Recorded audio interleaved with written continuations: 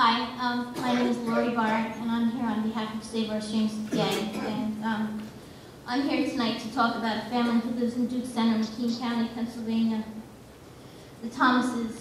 When they look out their windows, they see abandoned wells, oil tanks. A large number of these wells are leaking oil and natural gas. There are puddles of oil, acres of contaminated soil, pump jacks, and abandoned wells, bottom pits, plastic and metal pipelines, etc. The Thomases recently discovered another abandoned well on their property, bringing the number of found wells up to 32. Some of the wells have had their wellheads removed and their entire related infrastructure removed. In areas where the vegetation is heavy, locating the wells has been very difficult. Sometimes there's a lake sheen of oil going downstream. In times of rain and flood events, the sheen gets heavier. The situation recently took a turn for the worse when a large oil storage tank filled with oil failed, sending its contents downstream. Another well, one of the 32 that had not leaked in the past, started to drip oil the other day. 13 of the wells don't have API numbers. None of the 32 wells are identified on the DEP's online map, even after many reports to the DEP and officials.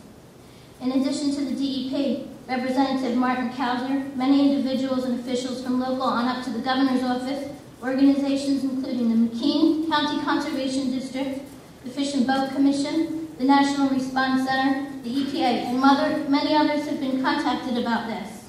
An administrative order was issued several months ago by the DEP to the administrator of the deceased operator's estate. It doesn't seem worth the paper it's printed on. None of the 19 wells that are identified in the order has made it to the DEP's online map either.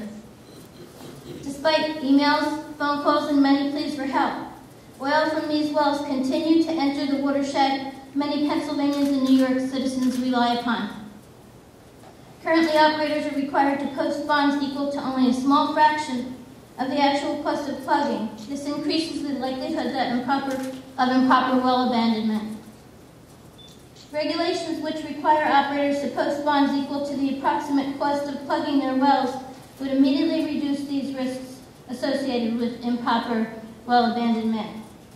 Some operators have accrued large numbers of inactive wells. In some cases, this rate represents a great percentage of their well inventories. Limiting the number of inactive wells and also the percentage of inactive wells operators are permitted to accrue in their inventories by setting regulatory limits will minimize the risk of inheritance. These wells represent to surface owners, stakeholders, and more importantly, the Commonwealth. Requiring operators through regulations to plug orphan, abandoned, and inactive wells in their inventories before authorizing new permits to drill and operate wells will encourage operators to plug their depleted wells and would also provide much-needed protection for the environment, surface owners, and other stakeholders. Allowing operators who have accrued large numbers of depleted, inactive wells that may never be commercially viable to apply for Act 13 impact funds to be used to plug depleted wells would go a long way to addressing the risks while providing employment opportunities. Allowing surface owners to apply for Act 13 impact funds to be used to plug legacy wells on their property would enable citizens to take a proactive role in reducing contamination of the Commonwealth's greenhouse gas emissions. Conservation districts and other organizations that have refused to assist or have chosen not to respond to oil and gas-related contamination incidents should not be eligible to receive Act 13 impact funds. This would encourage conservation districts and other organizations to take a proactive role in remediating oil and gas-related impacts on the Commonwealth's natural resources. This was one of the intended uses of Act 13. The organizations that would use Act 13 funds for pet projects while turning their backs on their needed remediation is an insult to the spirit of Act 13. Thank you for the opportunity. Thank you.